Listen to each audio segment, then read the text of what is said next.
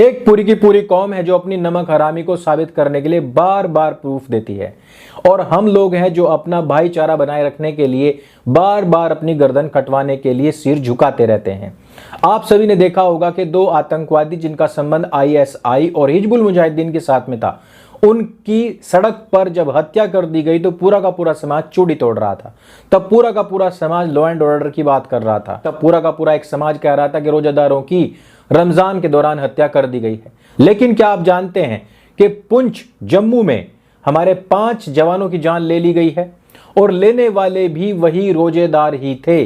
लेकिन भारत में बैठे बहुत सारे रोजेदार इस पर खुशियां मना रहे हैं, इस पर हा हा कर रहे हैं और कह रहे हैं कि ये रमजान का या रोजे का सबसे बड़ा इनाम है। वो कह रहे हैं कि ईद मुबारक, वो कह रहे हैं कि आज अतीक का बदला ले लिया गया है। आज इस वीडियो में इन्हीं सब बातों पर हम चर्चा करेंगे और बात करेंगे कि बार बार ब्रिगेडियर प्रताप के ये शब्द हमें सत्य होते क्यों नजर आते हैं।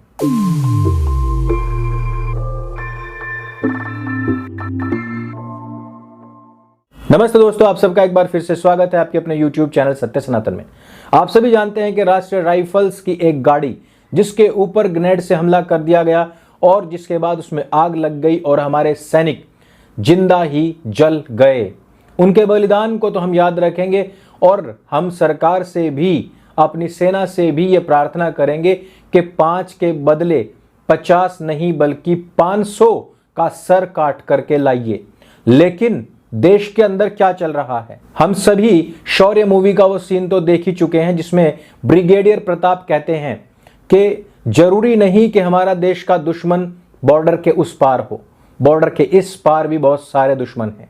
आप सभी जानते हैं कि पहले सीडीएस जनरल बिपिन रावत जी ने भी कहा था कि भारत 2.5 मोर्चे पर लड़ रहा है। एक है पाकिस्तान, एक है चीन और आधा मोर्चा देश के अंदर है।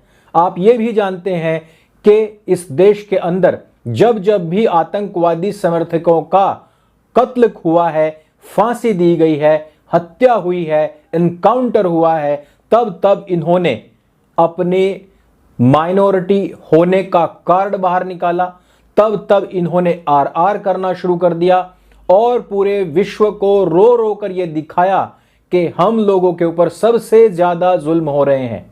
आबादी में 20% है और अपराधों में 80% है, एनकाउंटर में 30% है, लेकिन फिर भी इनका रंडी रोना खत्म नहीं होता है। जो तात्कालिक खबर है वो ये है कि आपने देखा अतीक और अशरफ, जिन्होंने अपने कबूलनामे में यह बात स्वीकार की कि हम भारत के सबसे बड़े दुश्मन अर्थात पाकिस्तान की खुफिया एजेंसी आईएसआई के साथ मिले हुए थे। हम उनसे हथियार लेते थे, भारत में बड़े बड़े कांड करना चाहते थे। वो हिजबुल मुजाहिदीन के साथ में मिले हुए थे। एक मुसलमान जब बड़ा आतंकवादी बनता है, गैंगस्टर बनता है या बाहुबली बनता है, तो उसकी पूरी की पूरी श्रद्धा और आस्था कहां जाती है? वो पाकिस्तान की तरफ भागता है, जिस प्रकार से अब से पहले भी इनके लोग वहां भागे हैं। अतीक हो या मुख्तार हो, इन सब के संबंध पाकिस्तान और उनके आतंकवादी संगठनों के साथ में है। और यही चीज जब देश को पता लगी तो आक्रोश भी काफी था। उसी दौरान जब इन 2 आतंकवादियों की हत्या हुई तो उसके बाद में पूरी की पूरी कम्युनिटी ने अपना माइनॉरिटी कार्ड और अपना मजहबी कार्ड खेल दिया कि मुसलमान थे इसलिए मार दिया गया, मुसलमान थे इसलिए रोजे में मारा गया है, रमजान के दौरान मारा गया है और ईद से पहले मार दिया गया है, और भी तो बहुत सारे लोग हैं जिनको नहीं मारा गया है। इन्हीं दौरान जब मुसलमानों ने देश के ऊपर हमला किया, जब उसी माइनॉरिटी ने हिंदुओं के ऊपर हमला किया, जब हिंदुओं को मारा जा रहा था, उस समय पर इनका मुंह सिला हुआ था। इसी दौरान एक व्यक्ति जो कि जाकिर नाइक के द्वारा प्रेरित था, जो कि पूरी तरीके से आतंकवादी माइंडसेट से तैयार था, जब वो व्यक्ति कोझिकोड में ट्रेन में आग लगा देता है और कहता है कि उसको हिंदुओं से नफरत और वो वहां पर बड़ा कांड करने ही गया था, उस समय पर इनकी जुबानें सिल जाती हैं। लेकिन दूसरी तरफ इसी रमजान के दौरान इन्हीं रोजेदारों के लिए यही हिंदू कम्युनिटी, यही लोग जो गैर मुसलमान हैं, वही लोग मिलकर के इनके इफ्तार का इंतजाम करने के लिए अपनी जान जोखिम में डाल करके जब भीषण बारिश को चीरते हुए खाद्य रसद सामग्री वापस लेकर के आ रहे थे, तब उन्हीं रोजेदारों ने इनके ऊपर ग्रेनेड से हमला किया। पाकिस्तान में जो आतंकवादी संगठन है जैश ए मोहम्मद, यानी कि मोहम्मद की सेना, कौन से मोहम्मद? जिन्होंने इस्लाम की स्थापना की है। उनके द्वारा समर्थित PAFF नाम का एक संगठन है जिसने इसकी जिम्मेदारी ली है, जिसमें कि हमारे 5 सैनिकों का बलिदान हुआ है। वो सैनिक कर क्या रहे थे? क्या इस जाहिल कौम से ये पूछा नहीं जाना चाहिए? वो लोग जो आज हमारे सैनिकों के बलिदान के बाद हा हा ही कर रहे हैं, जो लोग कह रहे हैं कि अतीक अहमद का बदला ले लिया गया है, जो लोग कह रहे हैं कि ईद मुबारक क्योंकि भारतीय सैनिक मारे गए हैं, क्या उनको ये मालूम है, क्या उनको ये पता है कि ये सैनिक उन्हीं के लिए इफ्तार का जो खाद्य सामग्री होती है एकत्रित करके जुटा करके ले जा रहे थे? भयंकर बारिश हो रही थी, लगातार रास्तों पर आतंकवादी हमले हो रहे थे। कुछ ही समय पहले भारतीय सेना और आतंकवादियों की यहां पर मुठभेड़ हुई थी, जिसमें कि काफी सारे आतंकवादी मारे भी गए थे, जिसके बाद में आसपास के लोगों को बाहर निकलने के लिए मना कर दिया गया था। बारिश के दौरान वैसे भी लोग निकल नहीं रहे थे।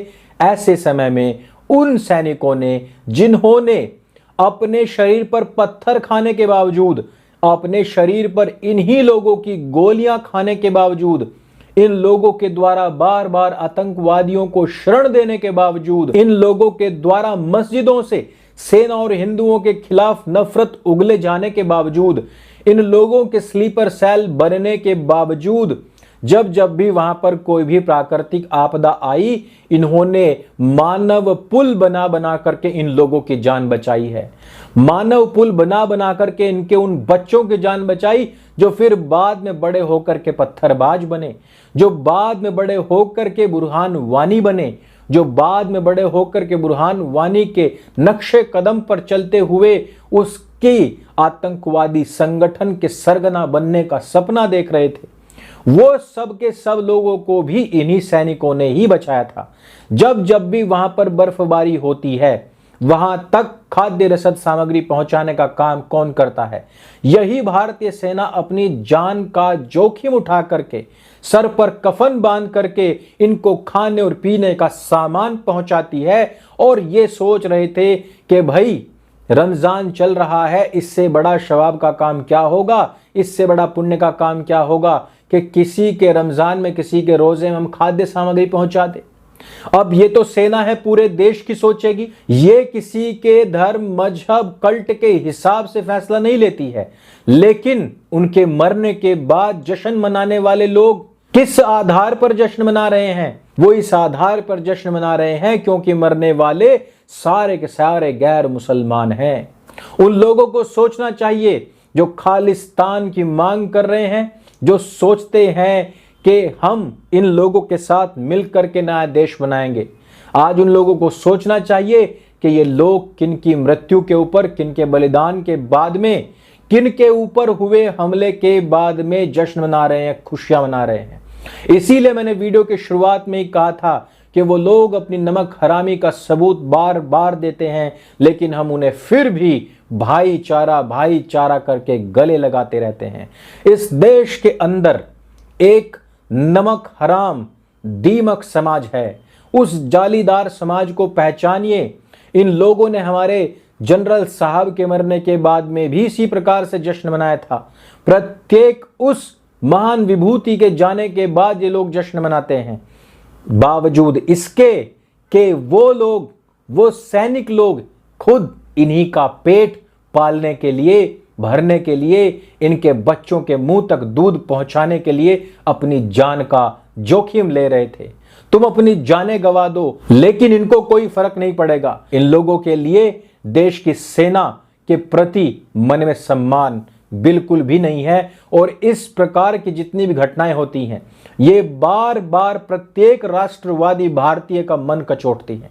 प्रत्येक बार उसको सोचने पर मजबूर करती हैं कि मैं जो सोच रहा था आखिरकार फिर से वो गलत हुआ। इस वीडियो में सिर्फ इतना ही, क्योंकि मन अंदर से बहुत ज्यादा दुखी है इस प्रकार के लोगों को देख करके।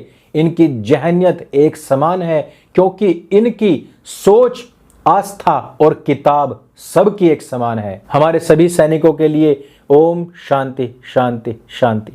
सत्य सनातन वैदिक धर्म की जय। जय हिंद, वंदे मातरम।